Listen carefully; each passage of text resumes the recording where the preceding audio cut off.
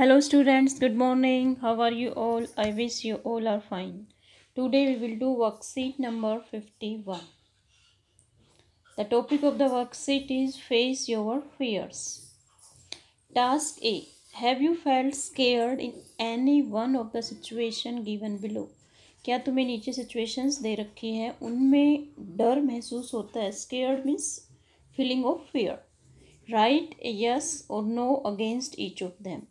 जिसमें आपको डर लगता है वहाँ आपको यस लिखना है, नहीं लगता उस स्टेटमेंट के आगे, उस सिचुएशन के आगे आपको नो लिखना है। First situation is being alone at home. जब आप घर पर अकेले होते हो तो आपको डर लगता है तो आपको यस लिखना है, नहीं लगता तो आपको नो लिखना है। मुझे तो नहीं लगता तो मैं यहाँ पर लिखूँगी नो।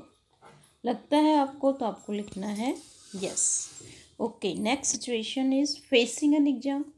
जब आपके एग्ज़ाम होते हैं तब आपको डर लगता है तो आपको लिखना है यस, नहीं लगता तो आपको लिखना है नो। मुझे तो नहीं लगता तो यहाँ पे लिखूँगी मैं नो।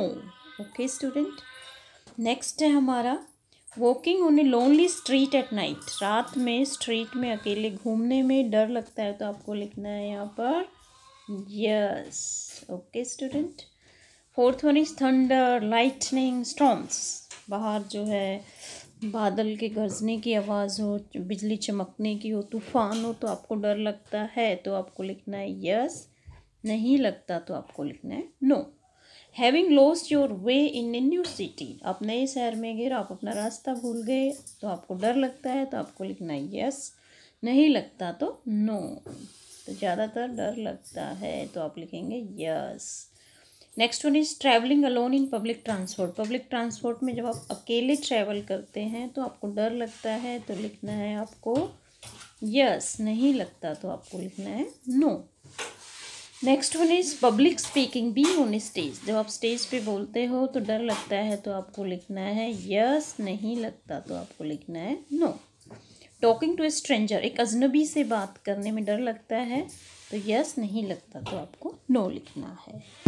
ओके स्टूडेंट, ये आपके फियर के बारे में था कि आपको किस सिचुएशन में डर लगता है, किस में नहीं लगता है।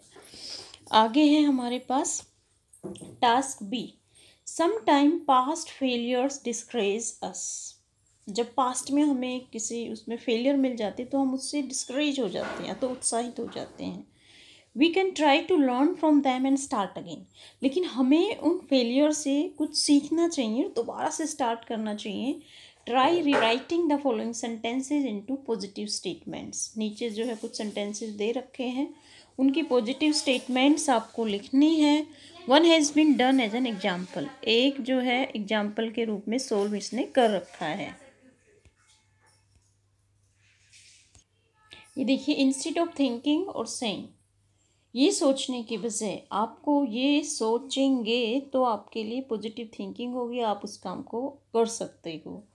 तो ये आपकी जो थिंकिंग, आपकी मेंटेलिटी को शो करता है कि आपको हमेशा जो है पॉजिटिव थिंकिंग रखनी चाहिए, नेगेटिव नहीं।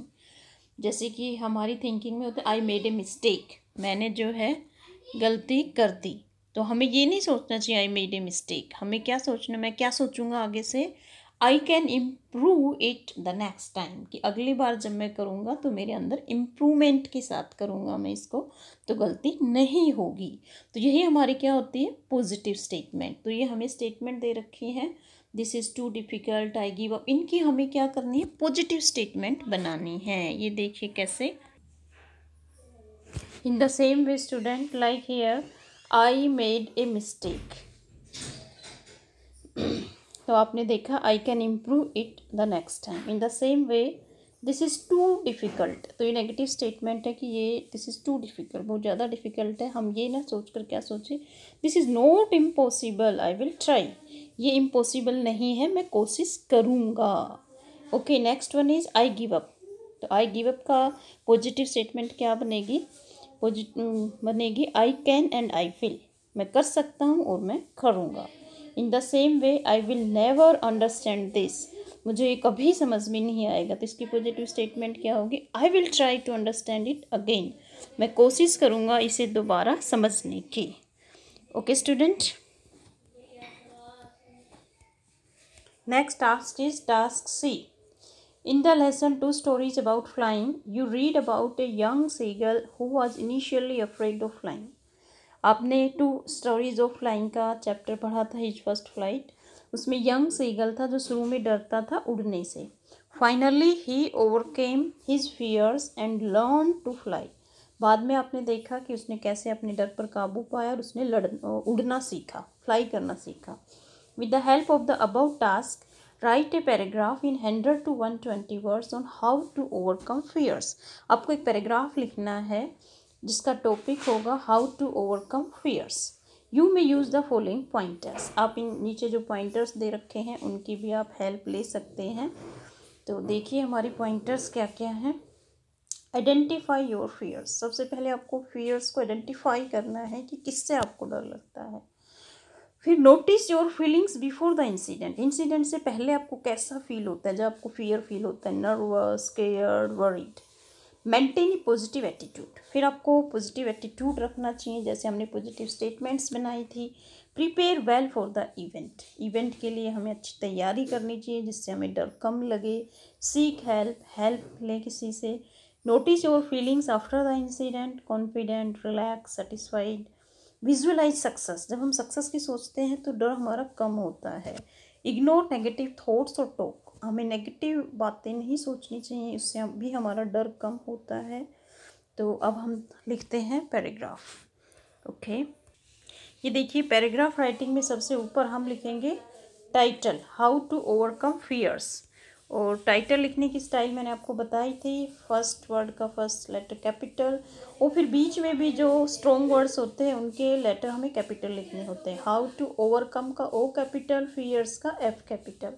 तो सबसे ऊपर हम लिखेंगे title, how to overcome fears. Okay. Fear is an unpleasant feeling triggered by the perception, danger, reality and imagined. Fear क्या होती है? अनप्लीजेंट फीलिंग होती है, जिसको वो फीलिंग जिसे हम पसंद नहीं करते हैं, अनप्लीजेंट फीलिंग होती है.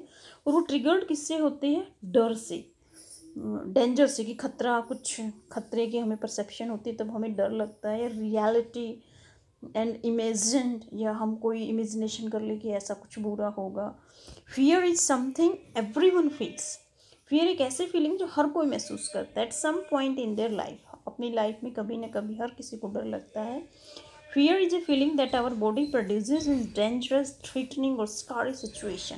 फियर ऐसी फीलिंग है जो हमारे शरीर में प्रोड्यूस होती है खतरनाक सिचुएशन में, धमकी वाले या फिर ड्रामनी सिचुएशन में. People mostly fear due to the incident happened in the past. ज़्यादातर लोग डरते हैं किसी पास्ट के इंसिडेंट जो उनको याद आता है, और think that is going to happen, अगर उसके बाद क्या होगा उस खतरनाक सिचुएशन में. We should identify our fears. हमें अपने फियर को आइडेंटिफाई करना चाहिए एंड देयर रीजन्स, और उनके रीजन्स को. This is the first step towards overcoming out fear. ये पहला स्टेप होता है हमारे फियर को ओवरकम करने का, कि हम अपने फियर को रिकॉग्नाइज करें कि हमें किससे फियर लगता है. Secondly, we should maintain positive attitude by ignoring negative thought. हमें पॉजिटिव एटीट्यूड रखना चाहिए और जो नेगेटिव थॉट्स हैं उनको हमें इग्नोर करना चाहिए. And talks, we should prepare our self and face of our problems. हमें अपने आप को तैयार करना चाहिए, प्रॉब्लम्स को फेस करना चाहिए, भागना नहीं चाहिए. We can take help from our family and friends. हम फियर में अपनी फैमिली और फ्रेंड्स की भी हेल्प ले सकते हैं. Sometimes little bit fear is good. कुछ फियर जो है हमारे लिए अच्छा भी होता है, as it makes us to take right decision, क्योंकि उससे हम सही डिसीजन ले पाते हैं. But excessive fear is very dangerous. ज़्यादा फियर वो हमारे लिए ख़तरनाक है. And every one should immediately try to overcome from it. और हर एक किसी को ज़्यादा फियर नहीं रखना चाहिए, उसे तुरंत जो है काबू पाना चाहिए. लेकिन थोड़ा बहुत फियर हमारी जो है प्रिकॉशनरी वे से अच्छा होता है कि हम जो है आने वाली जो प्रॉब्लम्स हैं उनके बारे में सचेत हो जाएं. ओके स्टूडेंट, तो ये थी हमारी आज की वर्कशीट. आपको समझ में आ गई होगी. Thank you for watching. Have a nice day.